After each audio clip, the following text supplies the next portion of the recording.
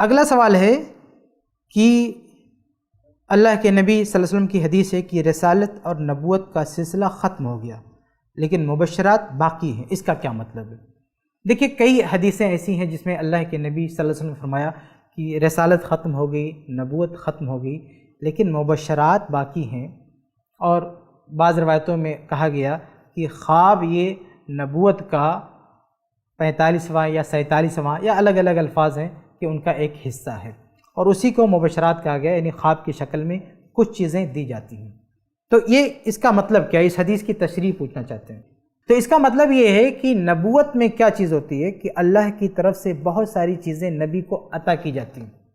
جیسے شریعت کی بات بتائی جاتی ہے، جنت کی بات بتائی جاتی ہے، جہنم کی بات بتائی جاتی ہے، اچھے اور برے کا بدلہ کیا ہوگا وہ بتایا جاتا ہے، ماضی کی باتیں بتائی جاتی ہیں، مستقبل کی باتیں بتائی جاتی ہیں، حال کی باتیں بتائی جاتی ہیں، دین کا مسئلہ بتایا جاتا ہے، آخرت کا مسئلہ بتایا جاتا ہے، دنیا کا مسئلہ بتایا جاتا ہے۔ ایک نبی کو بہت کچھ بتایا جاتا ہے، تو اس کا ایک جو سورس ہوتا ہے جاننے کا، بہت سارے سورس ہوتے ہیں، ان میں سے ایک ہے خواب، یعنی خواب کے ذریعے بھی اللہ کے نبی صلی اللہ علیہ وسلم کو بہت ساری چیزیں، دین کی باتیں بتائی جاتی ہیں، اور نبی کا خواب سچا ہوتا ہے۔ تو یہ نبوت کا ایک پارٹ ہے۔ خواب کیا ہے؟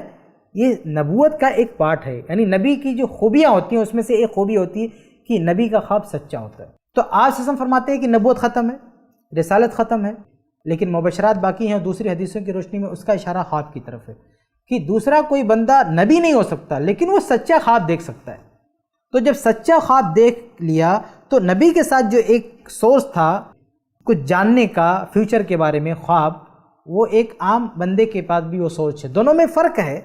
زمین آسمان کا فرق ہے، لیکن ایک سورس ہے ایک بندے کے پاس کہ خواب میں وہ کوئی بات جان سکتا ہے۔ فرق یہ ہے کہ اللہ کے نبی کا ہر خواب سچا ہوتا ہے۔ آپ صلی اللہ علیہ وسلم کا یا کسی بھی نبی کا جو خواب ہوتا ہے وہ غلط نہیں ہو سکتا، ہر خواب سچا ہوتا ہے، ہر خواب صحیح ہوتا ہے، ہر خواب بامقصد ہوتا ہے۔ لیکن غیر نبی کا جو خواب ہوتا ہے ضروری نہیں کہ وہ سچا ہو، ضروری نہیں کہ وہ صحیح، وہ طرح طرح کے خواب دیکھتا ہے، لیکن ان خوابوں میں کبھی وہ صحیح بات بھی دیکھ سکتا ہے،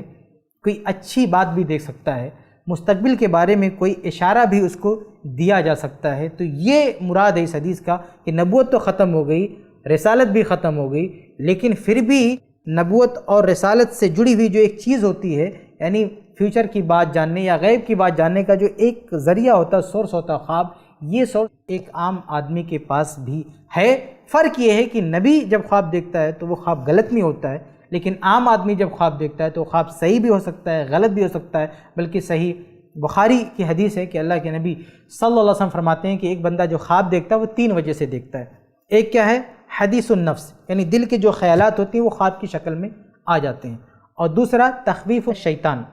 شیطان ڈراتا ہے، ڈراؤنے خواب شیطان کی طرف ہوتے ہیں، اور تیسرا بشرا من اللہ، اللہ کی طرف سے بشارت، اللہ کی طرف سے بشارت۔ تو یہ جو 3 طرح کے خواب ہوتے ہیں عام بندوں کے، ان میں سے جو ایک قسم ہے بشرا من اللہ، اللہ کی طرف سے بشارت ہوتی، تو اسی کو کہا گیا ہے کہ یہ مبشرات جو ہے یہ باقی ہیں، یعنی بشارتیں مل سکتی ہیں خواب کے ذریعہ، آنے والے لوگوں کو بھی یہ سلسلہ باقی رہے گا۔ امید ہے کہ آپ کو جواب مل گیا۔